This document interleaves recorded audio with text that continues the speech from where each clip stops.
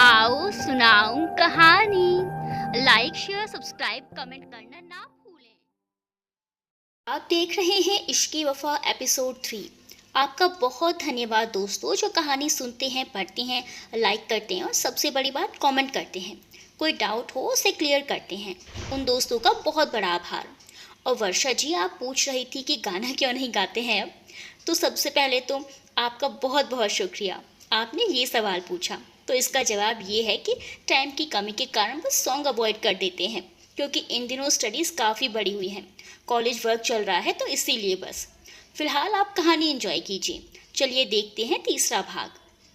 पिछले भाग में आपने पढ़ा और सुना कि आरोही ने अपनी बातों से अंगद को कैसे उलझा दिया था, जिससे अंगद ने अपने एहसासों को अपने अंदर ही कहीं दबा दिया था। अब आगे अंगद ने अपनी बेचैनी को काबू में करते हुए सवाल किया, जी आप कुछ बता रही थी, शायद आने वाले 2-3 हफ्तों में मेरी और विवान की बात पक्की हो जाए। अल्फाज थे या धमाका, अंगद को लगा वो पत्थर का हो गया है। वो लड़की जो उसके दिलो नज़र का सुकून थी, लगातार उसे इम्तिहान से दो चार कर रही थी। कितना मुश्किल था उसके सामने ठहरना, उससे बात करना और अब अपने अंदर की हालत छुपा कर खुद को नॉर्मल जाहिर करना।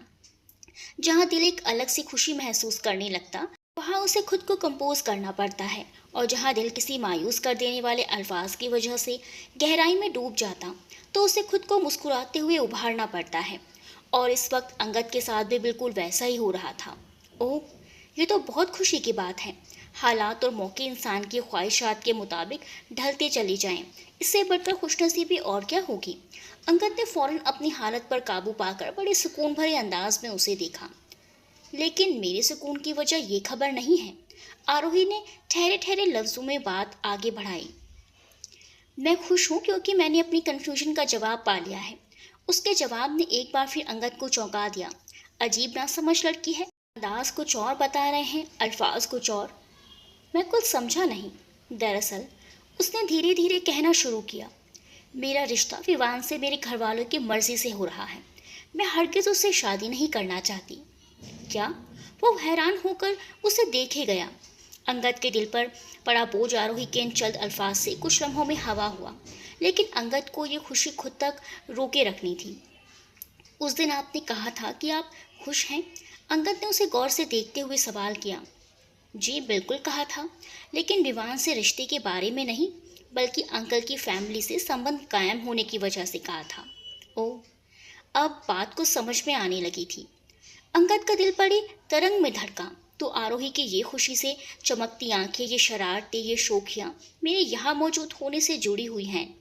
ना कि आगे वो सोच नहीं पाया कि एक जादू का पर्दा सा फैल गया था माहौल में, जो अंगद के नर्म और नाजुक दिल को मोम के कतरों की तरह पिघलाए जा रहा था। लेकिन इस जादू के पर्दे को काट डालने की बेहद ज़रूरत थी। अपने जज्बातों को काबू में करने की ज़रूरत थी। तो वो अचानक ही उठ खड़ा हुआ।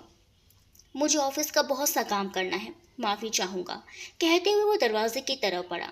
अंगद, आरोही ने उसका नाम पुकारा, और शायद पहली बार पुकारा, वो भी बेहद मोहब्बत भरे एहसास के साथ। अंगद के पांव जैसे ज़मीन ने जकड़ लिए। जी, अपनी आवाज़ की झीलों जैसी रड़ानी आरोही को खुद भी हैरान कर गई। मेरे आसपास बेशुमार ऐसे लोग हैं जो मेरा भला चाहती हैं, जो मेरे सच्चे दोस्त हैं। मैं बिना झिझक अपनी हर परेशानी उनसे शेयर कर सकती हूँ। लेकिन क्या बेहतर ये नहीं होगा कि मेरी कन्फ्यूजन का जिससे कांटेक्ट है, मैं सीधे उसी से बात करूं? हम्म, तो आप डायरेक्ट बात करना चाहती हैं? अंगद ने जानबूझकर उसे उलझाने की कोशिश की, या शायद अपने आप को। विवान वो शख्स नहीं है जिसका मेरी उलझन से ताल्लुक है, आरोही ने फौरन ही कह दिया। तो अंगद का दिल बैठने लगा। क्या आप नहीं जानते? वो धीरे से बस इतना ही कह सकी। अंगद ने खुद को संभाल कर गहरा सांस लिया। मैंने उस दिन भी कहा था आरोही, कुछ बातों को दिल में रहने देना ही बेहतर है। मत उलझाएं खुद को न हालात को। आपके लिए शायद ये आसान हो अंगद, लेकिन मेरे लिए सिर्फ कहना भी मुश्किल है। वो कुर्सी से उठ खड़ी हुई। आपकी मजबूरियां मैं नहीं जानती। अपने बारे में अब इतना कह सकती हूँ कि विवान से शादी मुझे किसी तौर पर मंजूर नहीं है। प्लीज़, अपनी बात कहकर आरोही ने बाहर जाने का रास्ता मांगा। अंगद का ध्यान उसके अल्फाज की बजाय उसकी आंखों पर था। पानी से झिलमिल करती आंखें अंगद से छुपाने के लिए वो भागने का रास्ता तलाश करना चाहती थी। लेकिन जब रास्ता नहीं मिला तो फौरन पीठ मोड़ ली और टेबल का कोना थामे सर झुकाए वो बिना आवाज रो रही थी। क्यों खुद को मुश्किल में डाल रही हैं आरोही? ये सब इतना आसान नहीं है। हालात को देखते हुए मैंने यहाँ से चले जाने का फैसला किया है और यही ठीक है। अंगद का अंदाज इतना ठोस था कि वो सब कुछ भूल भाल कर घबरा के मुड़ी। आप यहाँ से जा रहे हैं, लेकिन क्यों, कब? कहीं ये दिल एहसान फरामोशी और जिद पर न अड़ जाए। मैं उसको बर्दाश्त नहीं कर सकता। आप यहाँ से नहीं जा सकते। वो बेचैन हो उठी। मैं आपको नहीं। अल्फाज उसके मुंह में रह गए। अंगद ने उसके होठों पे हाथ रखकर आगे कुछ भी कहने से रोक दिया, फिर फौरन ही हाथ खींच लिया। खामोशी का भरम मत तोड़ो आरोही, मैं इंसान हूँ, देवता मत समझो। प्लीज़ आप यहाँ से मत जाइए। वो एक बार फिर से रोने लगी। जानती हैं आरोही, वो दरवाजे से टेक लगाकर हाथ सीने पर लपेट खड़ा हो गया। माला आंटी मेरी दादी माँ की दोस्त हैं। कहता तो मैं भी उन्हें आंटी हूँ, लेकिन मेरी नज़र में उनकी इज्जत और मोहब्बत दादी माँ से कम नहीं है। मैं यहाँ सिर्फ इसलिए रह रहा हूँ कि उनके अकेलेपन के मसले को किसी हद तक हल कर सकूँ, और कुछ इस फैसले में दादी माँ की खास हिदायत भी शामिल थी। वो चाहती थी जब तक मैं यहाँ हूँ उनकी सेवा करूँ। हालांकि सेवा करने का ऐसा कुछ खास मौका मिलता भी नहीं। कौन सा मैं उनकी तीमारदारी में रात रात भर जागता हूँ। लेकिन इतना ज़रूर जानता हूँ कि मेरी इसी नियत से यहाँ रहने को वो बहुत इज्जत और मोहब्बत की निगाह से देखती हैं। बुजुर्ग इंसान को यही तसल्ली काफ़ी है कि आसपास वाले उन्हें इग्नोर नहीं कर रहे। वो मुझसे खुश हैं और बहुत प्यार करती हैं। फिर समीर भाई, जिनके गैर मौजूदगी में मैं उनके घर में रह रहा हूँ, सिर्फ इसीलिए कि वो आंखें बंद करके मुझ पर भरोसा करते हैं। घर की जिम्मेदारी, यहाँ तक कि औरतों की सुरक्षा की जिम्मेदारी जो उन्होंने मेरे कंधों पर डाली है, बहुत भारी है। शराफत और इंसाफ का पलड़ा इसीलिए बस यही है कि या तो मैं ये जिम्मेदारी पूरी तरह निभाऊं, और अगर ना निभा पाऊं तो छोड़ जाऊं। अंगद ने गौर से उसका चेहरा देखा, जो नसें झुकाए अब खामोशी से सिर्फ उसे सुन रही थी। अगर भगवान करे कोई ऐसी बात हो गई तो हम क्या बहाने पेश करेंगे सबके सामने? हमारे पास कोई जवाब नहीं होगा। जवाब तो है, लेकिन आप उस पर बात ही नहीं करना चाहते। शिकायत एकदम से आरोही के होंठों से निकली और अंगद को इस टफ सिचुएशन में भी हंसी आ गई। वो क्या समझ रहा था और मैडम क्या सुन रही थी? दिल की कहानियाँ कुछ और होती हैं, हालात के पैमाने कुछ और। मुझे आंटी से बात कर लेने दीजिए, मेरे यहाँ से जाने में ही सबकी भलाई है। वो कभी नहीं मानेंगी, आरोही पूरे कॉन्फिडेंस के साथ बोली। मैं फिर भी अपनी बात मनवा लूँगा। तो ठीक है। आरोही ने सीधे उसकी आंखों में देखा। नानू मान गई तो आप जीते, फिर जो आपका दिल चाहे आप कर सकते हैं। लेकिन अगर वो ना मानी तो जीत मेरी हुई। मतलब कि फिर वो होगा जो आप चाहेंगी। अंगद की मुस्कुराहट और बढ़ गई। जी तो मंजूर है, कहते हुए वो अचानक अपसेट हो गई। ओके। उसने थोड़ा पीछे हटकर आरोही के लिए रास्ता छोड़ दिया। वो नजरें झुकाती वहां से बाहर निकल आई और अंगद उसे जाते हुए देखकर बस मुस्कुराता रहा। ना समझ लड़की, तुम कुछ ले क्यों नहीं रहे बेटा? रोजाना ही सादा सा नाश्ता करके चल पड़ते हो। माला जी ने पराठा अंगद के आगे रखा। संडे के दिन वो उनकी जिद पर नाश्ता नीचे किया करता था। बस आंटी, लाइट नाश्ता करने की आदत हो गई है।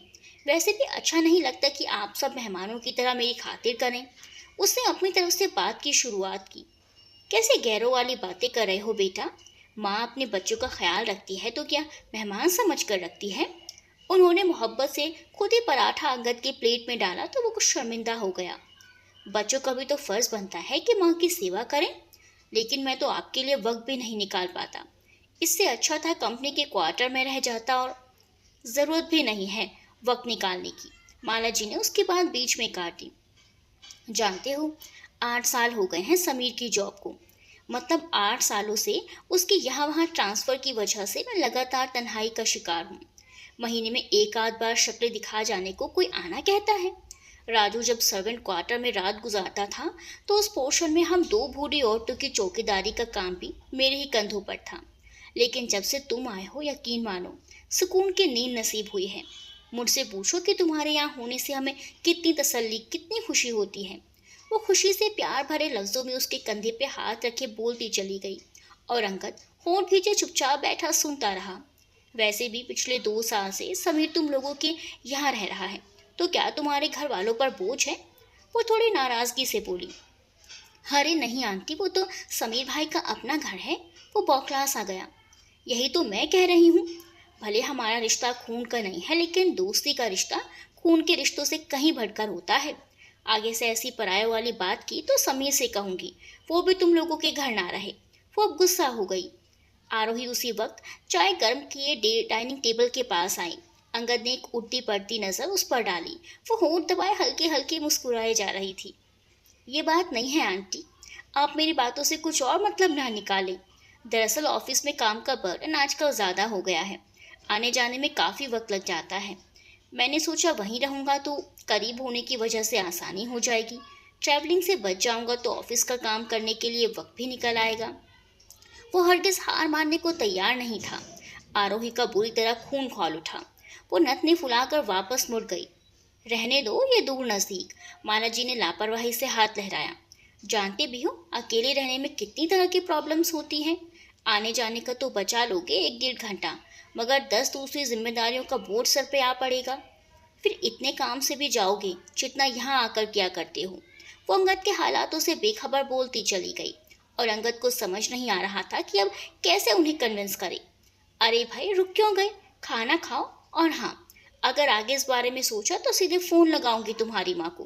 पूछ लेंगी तुमसे कि क्यों इतने जल्दी तंग आ गए आंटी की सेवा से। अब वो हंस रही थी। अंगद शर्मिंदा हो गया। सॉरी आंटी, आगे से ऐसी कोई बात नहीं करूँगा। किचन में खड़ी आरोही ने सुन तो लिया, लेकिन दिल जाने क्यों बिना वजह ही उचाट सा हो गया। अंगद बाहर किसी काम से गया तो वो खुद भी घर वापस लौट गई। समीर का रिश्ता तय हो गया था। वो 3 दिन के लिए यहाँ आया हुआ था। लड़की का नाम रोशनी था, जिसे इंदु जी और नेहा ने पसंद किया था। बाकी सबको भी वो सादा सोबर सी लड़की बहुत अच्छी लगी थी। तभी कुछ दिनों में सारे मामले तय हो गए थे। नानी मॉम के यहाँ शादी की तैयारियां भी शुरू हो गई थी, लेकिन आरोही उस दिन के बाद दोबारा वहां नहीं गई। नेहा से ही फोन पर उसे सारा हालचाल मिल रहा था।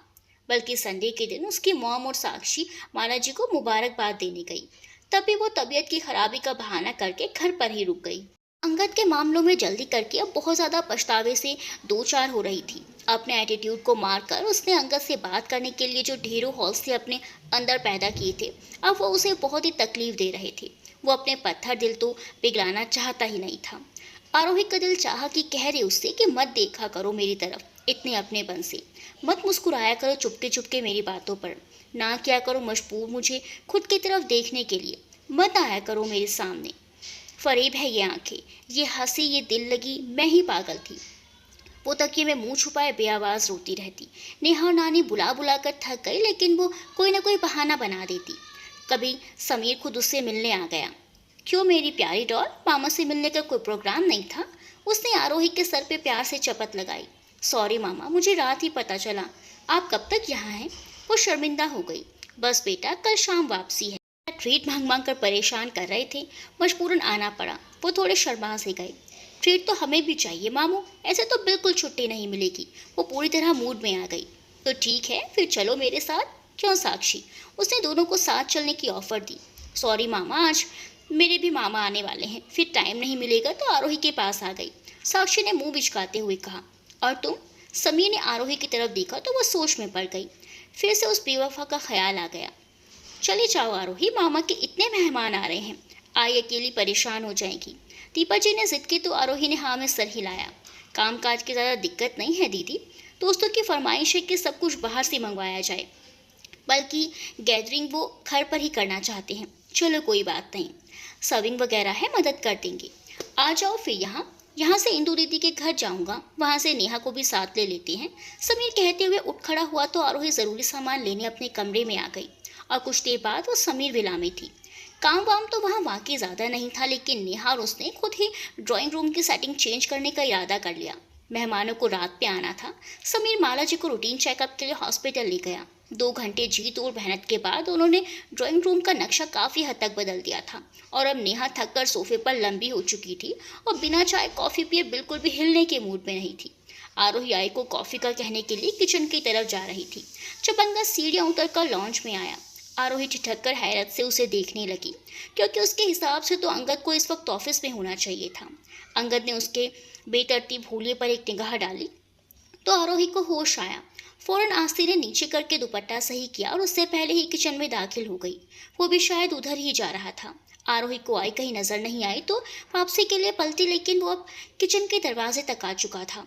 आरोही ने नजरें चुराकर सीने पे हाथ बांधे दरवाजे के बीच खड़े अंगद की साइड से निकलने की कोशिश की, लेकिन वो बीच में ही खड़ा रहा। उसने गुस्से से नजर उठाई। नाराज हो? अंगद ने मुस्कुरा कर पूछा। रास्ता छोड़िए, रूखे से लहजे में कहा। सॉरी, अंगद के मुंह से निकला। Sorry for what? उसने एकदम से नजर उठाकर कहा तो अंगद का दिल जैसे सारी पाबंदियां खोने लगा, लेकिन जगह और माहौल एकदम ऑकवर्ड थे, कोई भी आ सकता था। आप इतने दिनों से आई नहीं तो? मेरे आने जाने से आपको कोई सरोकार नहीं होना चाहिए। मेरी नानू का घर है, जब मेरा दिल चाहे मैं आऊंगी। प्लीज मुझे जाने दें, बिना नजर उठाए उसने सख्त अंदाज में कहा। इस बार संजीदगी से अंगद ने सूनी आंखों को रास्ता छोड़ दिया और वो पानी पीते तेजी से आगे बढ़ गई। 12 बजे के करीब समीर और मालाजी हॉस्पिटल से वापस आए। रिपोर्ट्स वगैरह सब ठीक थी, सिर्फ लो ब्लड प्रेशर की दिक्कत आजकल ज़्यादा हो गई थी। डॉक्टर ने दवाइयों में थोड़ा बदलाव कर दिया था। समीर को ड्राइंग रूम की सेटिंग काफ़ी पसंद आई तो उसने दोनों भांजे को इनाम दिया। खाना वो बाहर से लाए थे क्योंकि आई कपड़े धो रही थी। नेहा निढाल होकर लेटी हुई थी और आरोही काम से निकली तो नहाने चली गई। बालों में कंघी करते वो आईने के सामने आई। लाइट पिंक ड्रेस में वो बहुत जच रही थी, लेकिन आंखों की उदासी किसी भी तरह कम होने में नहीं आ रही थी। ना जाने क्या कुछ याद आने लगता। वो एक ठंडी सांस खींचकर आईने के सामने से हट गई। मालाजी लंच के लिए बुला रही थी। उसने काफी झिझकते हुए लॉन्च में कदम रखे, लेकिन तसल्ली हुई देखकर कि अंगद डाइनिंग टेबल पर मौजूद नहीं था। अंगद को तो बुलाए भाई कोई। उसने पहला कौन मुंह में रखा कि नानी की आवाज़ पर वो एकदम वहीं रुक गई। मैंने कॉल की थी अभी, समीर ने माँ को देखकर कहा। कह रहा था नाश्ता आज लेट किया है, भूख नहीं है फिलहाल। मैंने उनका खाना अलग रख दिया है नानू, नेहा ने कहा तो मालाजी बोली। हाँ अच्छा किया, और वो भी खाने में बिजी हो गई। मालाजी और समीर खाना खाने के बाद अपने अपने कमरों में आराम करने चले गए। आरोही और नेहा उस कंबाइंड कमरे में आ गई जो यहाँ उनके इस्तेमाल में रहता था। नेहा थक कर लेटी तो आरोही ने उसके इरादे भांप लिए। उसने नेहा से कहा, प्लीज सोना मत, मुझे सख्त बोरियत होगी। खबरदार जो मेरी नींद में बाधा डाली, नेहा ने दूर से ही वार्निंग दी। यहाँ बातें करते हैं ना, देखो कितने दिनों बाद आज हम इकट्ठे हुए हैं, मामा की शादी के प्रोग्राम बनाएंगे। आरव ने उसकी दिलचस्पी बढ़ाने की कोशिश की। हाँ लेकिन रात को, उसने लंबी सी जमाई ली। और खबरदार जो शाम को घर जाने का सोचा भी, आज हम दोनों यहीं रहेंगे, रात को लॉन में वॉक भी करेंगे, शादी की तैयारियों के प्लान्स भी बनाएंगे। मगर अभी सोने दो यार प्लीज। उसने कुशन मुंह पे रख लिया। और हाँ, 2 सेकंड में ही नेहा ने दोबारा सर निकाला। बाहर टीवी लॉन्च में सेंटर टेबल के नीचे 2 नए नॉवेल्स रखे हैं, चाहो तो पढ़ लो, टाइम अच्छा गुजरेगा। बदतमीज कमीनी, वो उसे घूरती नॉवल के लालच में बाहर निकल आई। तभी आई धुले कपड़ों की टोकरी हाथों में लिए पिछले दरवाजे से लॉन्च में दाखिल हुई। ए बेटा, शुक्र है जाग रही हो। ये बड़ी चादरें छत पर फैलानी है। मेरी तो सोच सोच कर हिम्मत जवाब दे रही थी कि कैसे इतनी सीढ़ियाँ चढ़ूंगी। अजीब थकावट थी आई के अंदाज में, और उनको देखकर आरोही के चेहरे पर और उदासी छा गई। और मन में एक अजीब बेचैनी इस बात की कि ऐसे वक्त छत पर जाना जब अंगद भी वहीं था। अब वो आई को क्या समझाती जो शुक्र भरी नजरें उस पर जमाए खड़ी थी। जी आई, आप जाइए आराम कीजिए, सुबह से काम करके थक गई हैं। हाँ बेटा, अब जरा लेटूंगी। वो कमर पे हाथ रखे कमरे की तरफ बढ़ गई। आरोही ने टोकरी नीचे रखकर मदद लेने के लिए कमरे में झांका कि शायद नेहा जाग रही हो, लेकिन वो तो अधखुले मुंह के साथ सुरीले खराटे मार रही थी। शायद उससे गहरी नींद वो आज तक नहीं सोई थी। आरोही बास्केट उठाकर मरे कदमों से सीढ़ियां चढ़ने लगी।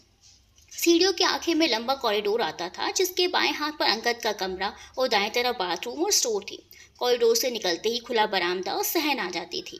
कमरे के बंद दरवाजे पर एक चोर निगाह डालती वो तेजी से सहन में निकल आई। जाने हाथ क्यों कांप रहे थे ये कमबख्त दिल, जो किसी भी तरह काबू में नहीं आ रहा था। उसने बहुत ज्यादा जल्दी में चादरें रस्सी पर फैलाई और बास्केट उठाकर वापस जाने के लिए पलटी। जैसे ही कदम कॉरिडोर में रखे रख से कमरे का दरवाजा खुला, वो बिना नजरें उठाए आगे से गुजर रही थी कि कानों में आवाज पड़ी। 1 मिनट आरोही। भारी गंभीर लहजे पर उसका दिल धड़क उठा। कदम भी एकदम से रुक गए, लेकिन वो पलटी नहीं। बात क्या है, इतने नाराज क्यों हैं आप?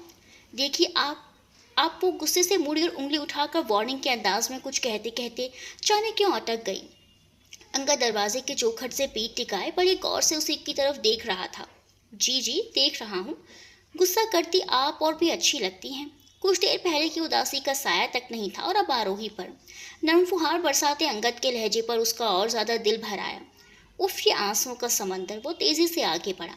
अरे भाई, इस तरह बीच रास्ते में मत रोइए, अंगद ने कहा तो वो दोनों हाथों से चेहरा लिए रोने लगी। अंगद ने कुछ देर सोचा, फिर उसके कंधों से थाम कर बरामदे तक लाया और चेयर पर बिठा दिया और खुद दूसरी चेयर घसीट कर सामने बैठ गया। क्या हो गया आरोही?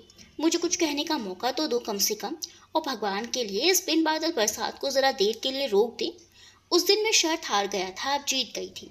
शर्त के मुताबिक से अब वही होना था जो आप चाहें, लेकिन 12 दिन गुजर गए और आपका कुछ अता पता ही नहीं। अब बताए मैं क्या करते सिवाय आपका इंतजार करने के। वो बहुत आराम से सफाई देने लगा। मुझे नहीं याद उस दिन हमारे बीच क्या बात हुई थी, और ना ही मैं किसी हार जीत के खेल में उलझना चाहती हूँ। वो अब दुपट्टे से अपनी आंखें और चेहरा साफ कर रही थी। उसका निखरा खूबसूरत चेहरा कपड़ों से ज्यादा गुलाबी लग रहा था। अंगद को यह ताजगी अपने अंदर उतरती महसूस हुई। कोई गुस्ताखी न कर बैठे, इसीलिए वो चेयर से उठकर बरामदे के पिलर के साथ जा खड़ा हुआ। जिन्हें इस हार का तरीका आता है, वो बड़ी खूबसूरती से खुद के अल्फाज और जुमलों का चुनाव कर लिया करती हैं, लेकिन मुझ जैसे बेढंगे आदमी को तो ये ढंग भी नहीं आता। वो अपने आप में मुस्कुराया तो आरोही ने उसके अल्फाज पर गौर किया तो होंठों से निकला, इजहार। एक गज़ल के कुछ शेर आजकल मुझे काफ़ी अपने से लगते हैं, बल्कि मेरे जज्बात को बयां करने का उससे बेहतर तरीका शायद हो नहीं सकता। उसने गला खंखारा। एक शाम थी वो, जहाँ मुलाकात से बहुत पहले मिला था। चारों तरफ प्यार का एक उजाला सा फैला था। बहुत पहले ही आंखों में कह चुका था, तेरी बातों से बहुत पहले कहीं मिला था। सितारे तो हमें भी हुए थे नसीब, लेकिन कुछ पाबंदियों ने जकड़ा हुआ था। तुम्हारे दिल में तो ये ख्याल बहुत बाद में आया, मैं तो तुम्हारे ख्यालात से बहुत पहले मिला था। नरम लहजे में उसने कहना शुरू किया तो आरोही गौर से उसे सुनने लगी, और गजल के आखिरी में वो अचानक ही पूरा घूमा तो ध्यान से उसकी तरफ देखती आरोही घबरा कर उठ खड़ी हुई।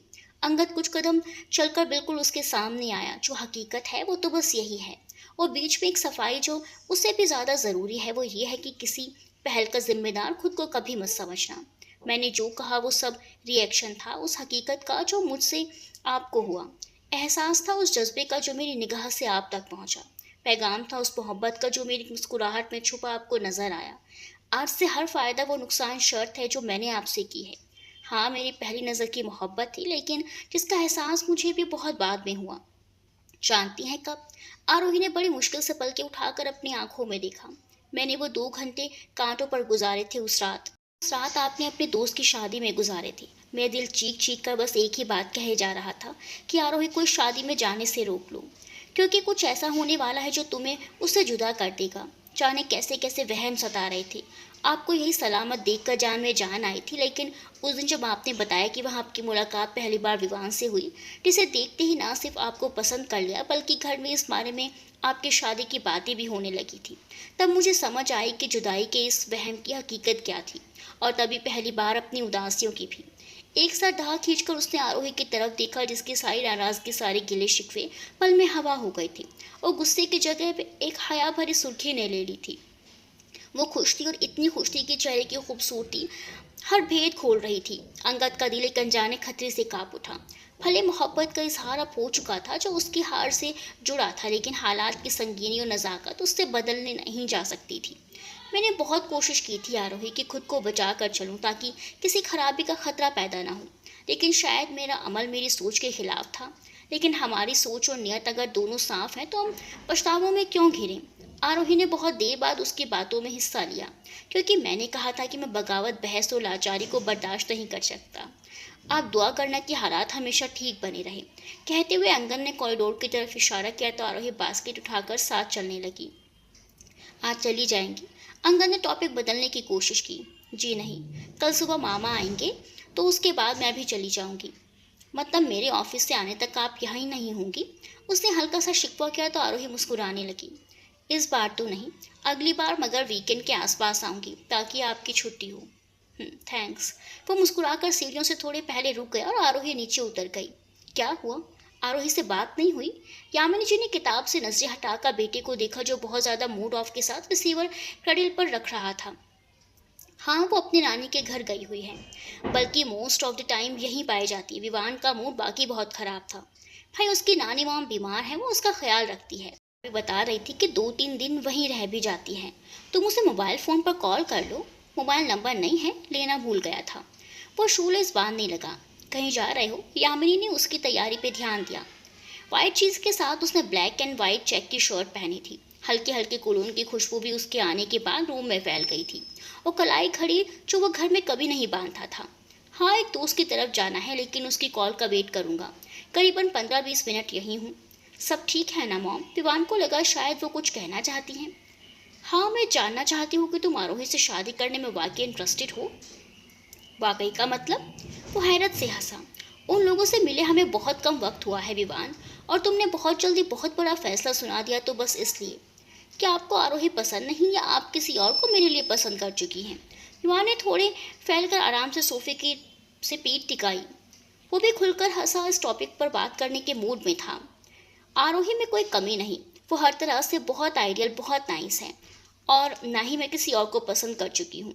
मुझे डर सिर्फ तुम्हारी सोच से है। अगर कुछ रोज़ बाद तुम्हारी राय बदल गई तो तुम्हारे डैड बहुत डिस्टर्ब हो जाएंगे। और ये बात तुम अच्छे से जानते हो कि दोबारा कांटेक्ट होने पर कितने खुश और निश्चिंत हैं। मतलब आपको लगता है मैं सीरियस नहीं हूँ? उसने मुस्कुराती निगाह वहाँ पर डाली। मैं बस ये चाहती हूँ कि तुम अच्छे से वक्त लेकर सोच विचार करो, फिर हम खुद रिश्ता लेकर जाएंगे। यामिनी जी ने साफ शब्दों में कह दिया। तो समझ लीजिए मैंने वक्त ले भी लिया और सोच भी लिया। एंड रिजल्ट ये है कि मैं बहुत सीरियस हूँ और शादी मुझे सिर्फ आरोही से ही करनी है। अच्छा जी, इतनी पसंद आ गई है वो भरपूर अंदाज में हंसी। हाँ मॉम, इतनी पसंद है कि मैं चाहता हूँ आप जल्दी से जल्द रिश्ता लेकर जाएं, ताकि हम लेट ना हो जाएं। उसका लहजा मजबूत और भरोसे के काबिल था। भगवान तुम्हारी ये गंभीरता, ये बेकरारी बरकरार रखे। मुझे और क्या चाहिए? वो कहते हुए वहां से उठ गई और विवान ने दोनों बाजू गर्दन के पीछे बांधे और टांगे सामने टेबल पर फैला दी। हैरत है मेरी माँ, आप इस मामले में मेरे अंदर वो विश्वास, गंभीरता और बेकरारी देखना चाह रही थी, जिसका मैंने बरसों इंतजार किया। आरोही को वक्त और हालात ने ठीक ऐसे मोड़ पर मेरे सामने लाकर खड़ा कर दिया है, जिसकी मैंने हर बार ख्वाहिश की थी। वो मेरे अलावा किसी की नहीं हो सकती। बाय हुक और by crook, she is mine only. वो सिर्फ मेरी है। अब ये जैसे भी मुमकिन हो। विवान की कुटिलता भरी मुस्कुराहट उसके होंठों पर चमकी और आंखें किसी गहरी सोच में डूब गई। इधर समीर की शादी के दिन करीब आ गए थे। करने में इंदु जी और नेहा ने बहुत मदद की थी। ये गोल्ड कुंदन वाला सेट बहुत प्यारा है नानी मॉम, आरोही ने हाथ में लेकर तारीफ की। मेरी पसंद है जी, नेहा ने इतरा कर भवे चढ़ाई। लेकिन नानू, आपने वेन्यू में शादी से मना क्यों कर दिया? चांदी ने पीछे से अपनी नानी को गले लगाते हुए दुलार से पूछा। अरे मेन्यू में वो लोग शादियां करवाएं जिनके घर में जगह ना हो। भगवान का शुक्र है जिसने इतना बड़ा घर दिया है। दो लॉन्च हैं, मेहमानों के बैठने रहने की सारी सहूलियत है। वैसे भी शादी ब्याह जैसी खूबसूरत रस्में अपने घर में ही करनी चाहिए। माला जी ने मानने के लिए बिल्कुल भी तैयार नहीं थी। वो अपनी बात पे अडिग रही। हमारे ज़माने में कितनी खूबसूरती से घरों में शादियों का फंक्शन होता था। जी मम्मी, ये बात तो है। इंदु जी ने अपनी माँ की हाँ में हाँ मिलाई। छोटे छोटे घरों में कई परिवार समा जाया करते थे, फिर भी भगवान इतनी बरकत बिखेरता था। लेकिन आज तो इतने बड़े बड़े मैरिज हॉल में भी शादियाँ होती हैं, तब भी वो बात नहीं होती। सब लोग अपनी अपनी में पड़े रहते हैं। हर कोई अपना फैशन दिखाने में आगे रहता है बस। लो भाई, तुम सबके ट्रीट का सामान। केशव ने ढेर सारे सामान के शॉपर सामने रखे तो वो सब परी को भूल कर इधर जुट गई। माला जी ने भी सब बच्चों को एक साथ देखकर बहुत खुश हो रही थी। जब से समीर की तारीख तय हुई थी तब से तैयारियों का पूरा जोर शोर चल रहा था। वो सब आज पहली बार एक साथ माला जी के यहाँ जमा हुए थे। नानू, मैं बली की तस्वीरें मामा को भेज दूँ? चांदी ने मोबाइल निकाला। हाँ हाँ, क्यों नहीं, ज़रूर भेजो। उसने गहनों के डिब्बे खोलकर तस्वीरें लेना शुरू कर दी। खाने के बाद हम सभी बाहर लॉन में अपनी फ़ोटोज़ देंगे, साक्षी ने कहा तो नेहा एकदम से बोली।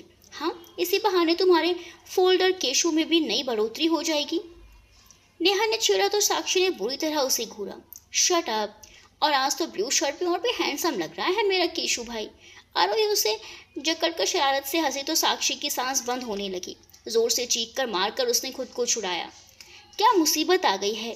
दीपा जी गुस्से से मुड़ी। किसी का भांडा फूटने वाला था, चांदनी धीमी आवाज में कहकर हंसती चली गई। साक्षी केशव को पसंद करती थी और वो तीनों ही यह जानती थी, लेकिन साक्षी की भारी भरकम कस्मों की वजह से मजबूर थी। मीना, जरा अंगद को तो आवाज देना। माला जी ने किचन में खड़ी आई को पुकारा। अंगद भाई घर पर हैं? केशव चौंका। मैं तो समझो ऑफिस गए होंगे। हाँ, आज वो घर पर हैं, कह रहा था लिखने का बहुत सारा काम है, कोई रिकॉर्ड सेट करना है, तो बॉस ने कहा है कि घर पर आराम से कर ले। अच्छा, मैं खुद चला जाता हूँ, मिल भी लूंगा और उन्हें नीचे भी लेता आऊँगा। वो फौरन सीढ़ियों की तरफ बढ़ गया। दूर बैठी आरोही की धड़कनें उलट पलट होने लगी। उसे भी बिल्कुल अंदाजा नहीं था कि अंगद की आज छुट्टी होगी। हफ्ता भर हुआ वो तो उससे शायद नाराज थी। छत पर वाली आखिरी बातचीत में उसने अंगद को बताया था कि वो संडे के दिन दोबारा आएगी, लेकिन संडे की बजाय वो सैटरडे की शाम को ही यहाँ गई थी। लेकिन यहाँ पहुँचने पर उसके नानी से पता चला कि वो तो 2 दिन के लिए बाहर चला गया है। अंगद की लापरवाही और ढिलाई पर आरोही का खूब खोल उठा था। दिल बुरी तरह हर्ट हो गया था उसी दिन उसका। अंगद का सामना ना करने का पक्का इरादा कर लिया था, लेकिन मुश्किल इस बात की थी कि नानी के यहाँ आए बिना तो कोई और चारा था ही नहीं। और आज तो वो यहाँ रहने के लिए आई थी, क्योंकि नेहा पिछले 3 दिन से यहाँ थी, तो आज उसने अपनी मॉम वगैरह के साथ वापस चली जाना था। अंगद और केशव बातें करते नीचे आने लगे तो आरोही जल्दी से उठकर कमरे में चली गई, और वो जो मौका पाकर फुर्सत से उसे देखते हुए आ रहा था एकदम ठिठक गया। मस्ती अंदाजा तो अंगद को पहले से था, बस शिद्दत का अंदाजा उसका चेहरा देखकर लगाने की कोशिश कर रहा था। लाइम येलो और रॉयल ब्लू कॉम्बिनेशन वाले बेहद खूबसूरत ड्रेस के साथ उसका खूबसूरत चेहरा बिल्कुल सही नाराजगी की झलक दे रहा था। गुलाबों की ताजगी अपने चेहरे का हुस्न है मोहतरमा, उसे तो वापस लाना ही पड़ेगा। वो अपने आप में मुस्कुराता हुआ सबके पास आकर बैठ गया, लेकिन आरोही अब वहाँ नहीं थी जिसकी खातिर उसने आज छुट्टी की थी। नेहा पिछले 3 दिन से यहीं थी, तो फोन पर जोरों शोरों से बनते प्रोग्राम अंगद के कानों में भी पहुंच रहे थे। तभी आरोही के लिए वो आज घर पर ही रुक गया था, लेकिन वो भी जाने क्या ठाने बैठी थी। खाने के दौरान बस 5 मिनट के लिए बाहर आई, पेट पे अपना खाना निकाला और वापस चली गई। बल्कि जाते जाते नेहा के कान में कुछ ऐसा कह गई जिससे अंगद का दिल जल गया। उसने नेहा को आइडिया दिया कि यहाँ से सब लोग मार्केट चलते हैं और मामा की शादी के लिए अपनी खुद की शॉपिंग की शुरुआत करते हैं। आइडिया सबको पसंद आया, सिवाय अंगद के। खाने से फ्री होकर आधे घंटे में ही वो सब रवाना हो गए। अंगद थके कदमों से वापस ऊपर चला गया, ये जाने बगैर कि आरोही ने वापस यहीं आना है।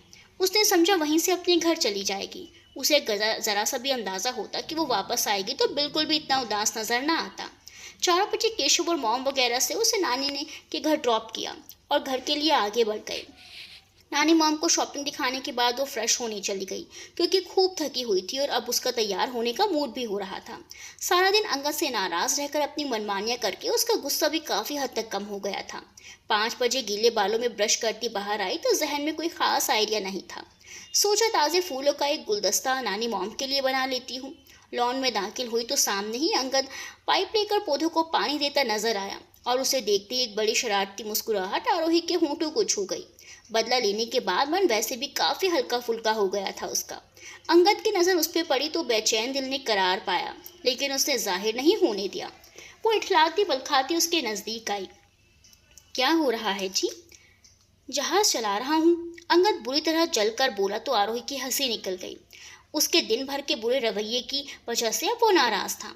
लो कर लो बात भाई, एक तो सुलह का झंडा हम लहराएं, ऊपर से नाराजगी भी सहें। और ये किस महान हस्ती ने कहा कि सुलह का झंडा 5 बजे से पहले ना लहराना?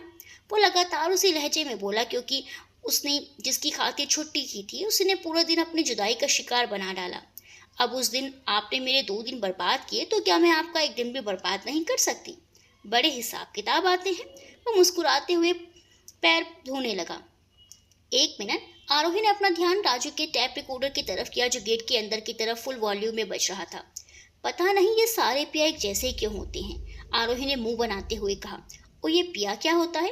अंगद ने बहुत अनजान बनकर सवाल किया। अरे आपको नहीं पता? आरोही आंखें बड़ी करते हुए बोली। सच्ची नहीं पता? अंगद ने मासूम सी शक्ल बनाकर नाव में गर्दन हिलाई। भाई जिससे हम प्यार करते हैं, मतलब महबूब। आरोही ने बड़ी सादगी से सफाई दी। अच्छा, और मैं सोचता था कि शायद कोई परिंदा है। बिया पिया, वैसे आपका पिया तो बहुत अच्छा है, आपकी खातिर छुट्टी करता है, आपके पौधों को पानी देता है। कौन आप? वो खिलखिलाकर हंस पड़ी। मतलब खुद ही मान लिया खुद को मेरा पिया? मैंने तो नहीं कहा कि आप मेरे पिया हैं। तो आप कह दीजिए, इतना तो हक बनता है ना। कुछ हो तो कहूँ। वो मुस्कुराकर फूल चुनने लगी। क्यों दिलचलों को तंग करती हैं, हम जैसों की दुआ लिया कीजिए। मानते हैं जी। आरोही ने अब हार मान ली। आपकी छठी इसके इस कमाल तो देख चुकी हैं, लेकिन ये दिल जला झूठ कब से बोलने लगा? झूठ? बॉस ने काम के लिए छुट्टी दी और एहसान मुझ पर थोप रहे हैं। जवाब नहीं आपका आरोही जी, मतलब आंटी को मैं सच वजह बता देता तो क्या सचमुच आपने? वो पे यकीन नहीं कर पा रही थी। नेहा पिछली शाम आपके साथ फ़ोन पर प्रोग्राम बना रही थी ना, 10 बजे यहाँ जमा होंगे, साथ लंच करेंगे वगैरह वगैरह। अंगद ने उसे याद दिलाया तो आरोही शर्मिंदा हो गई। मैंने सोचा अगर बस लंच तक का ही प्रोग्राम है तो हो सकता है 4 बजे मेरे आने तक आप वापस जा चुकी हूँ। फिर मनाने के लिए कहाँ ढूंढते फिरेंगे आपको। वो बहुत खुलकर बड़े ही सुकून भरे अंदाज में बात कर रहा था और आरोही को अपने पूरे दिन के रूड बिहेवियर पर अब जी भरकर अफसोस हो रहा था। सॉरी अंगद, मुझे बिल्कुल भी अंदाज़ा नहीं था। अरे, ये सॉरी बोरी ना किया करें। आप तो बस गुस्सा करती नाराज़ होती ही अच्छी लगती हैं। पता नहीं क्यों मुझे इतना गुस्सा आ जाता है। वो खुद पर नाराज़ होने लगी। नहीं छोड़िए, मैं तो यूं ही कह रहा था। आपकी पर्सनैलिटी के और भी बहुत रंग हैं जो आप पर खूब सजते हैं। बताऊं? नशीली आंखों से उसको देखता हुआ वो अब शोखे पे उतर आया था और अंगद के ऐसे अंदाज उसे और भी बौखला देते थे। उसका दिल जोर से धड़का। मैं जाती हूँ। वो आगे बढ़ी तो पीछे से अंगद ने उसका हाथ पकड़ लिया। जारी है। क्या रंग लाएगी अंगद आरोही की मोहब्बत या विवान बाजी मार जाएगा, तो जानने के लिए देखते रहिए इश्क-ए-वफा।